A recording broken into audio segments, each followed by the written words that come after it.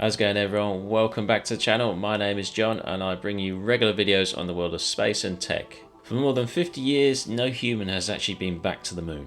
The last time anyone walked on its surface was 1972, and for decades it felt like the moon had been left behind, like it was something we'd already done, something that belonged to history. But right now something big is happening. The United States is preparing to return. China is planning its own missions, countries around the world are joining new space alliances. And even though no one is officially calling it a space race, it's exactly what it looks like. But this time it's not about planting a flag or proving who's the most powerful. This time it's about something much bigger, because the moon isn't just a destination anymore. Scientists believe that deep in the shadows near the moon's south pole, there's frozen water, and that changes everything.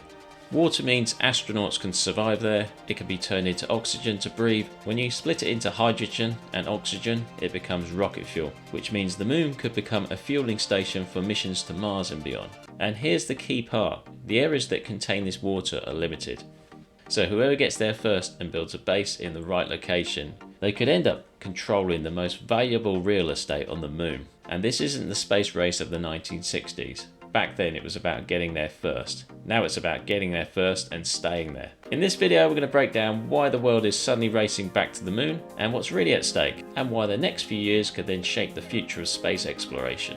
So to understand why the moon matters again today, we need to go back to the first space race. Because the reason we stopped going to the moon wasn't because we couldn't, it was because the job was already done. Space became the ultimate way to show technological and political power. It wasn't really about exploration, it was about proving who was the world's leading superpower. But in 1969, the United States achieved the moment that defined the entire race. Humans landed on the moon. Over the next few years, 12 astronauts walked on its surface and the technology actually worked. The capability was proven. And then in 1972, it all just ended. The reason was simple: money and politics. The Apollo program cost billions of dollars, and once the United States had beaten the Soviet Union to the moon, there was no longer the same political urgency to keep going. From a government point of view, the objective had been achieved. Instead of building bases or continuing the Apollo missions, the focus shifted closer to home. Space agencies started working on satellites, Earth observation, the space shuttle, and eventually the International Space Station. The moon actually became something we did visit, not something we planned to return to. And for a long time, that didn't seem like a problem. But while much of the world moved on, another country was thinking long term.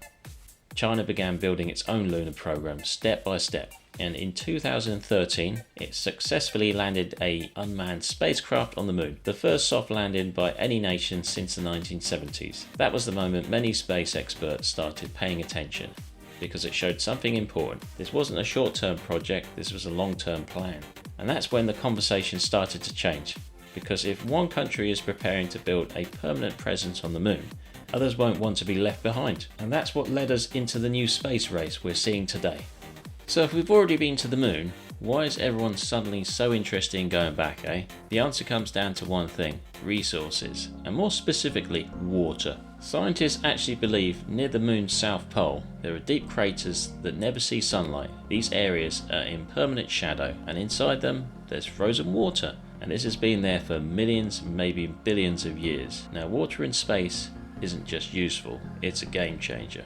First of all, it means astronauts could actually live and work there long term. They'd have a local supply instead of having to bring everything from Earth. But the real value comes from what water can be turned into.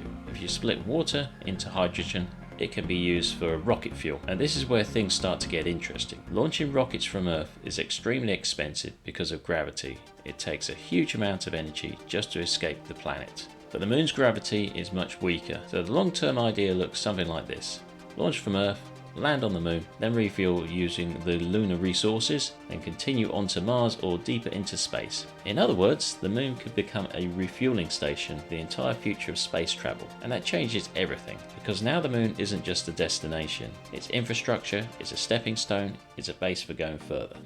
But here's the part that makes this feel like a real race. The moon is huge, about the size of Africa. But the areas that actually contain accessible frozen water are very limited, and most of them are concentrated around the South Pole, which means location really matters.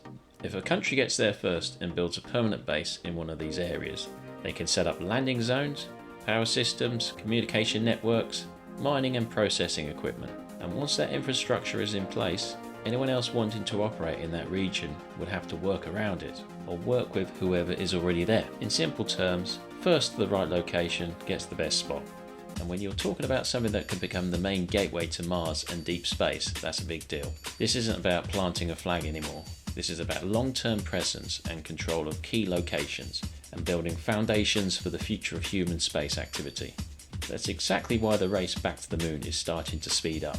So who's competing and what happens next? So now we know why the moon matters. It's about resources, it's about location, and it's about building a long-term presence. But who's actually going back? Right now there are two main players leading the way: United States and China. The United States is working on a program called Artemis. The plan isn't just to land astronauts and leave like before.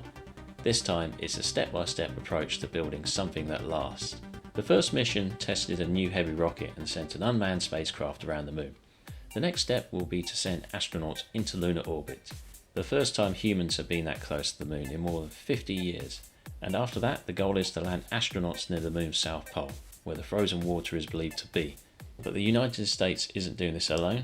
They're doing it through something called the Artemis Accords. Dozens of countries are signed up to work together on future missions.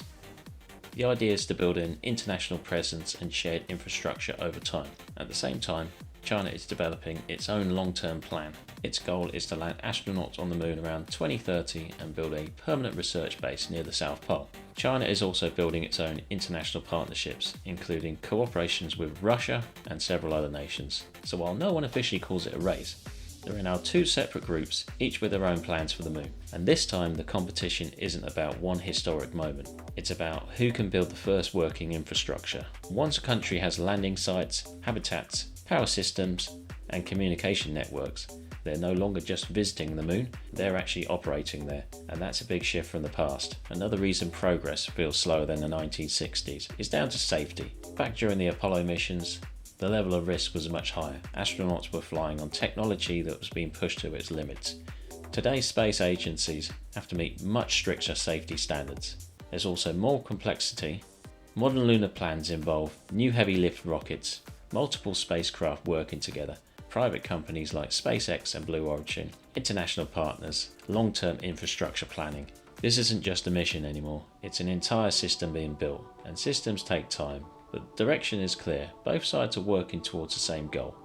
Not just reaching the moon, but staying there. Because the first space race was about proving we could go.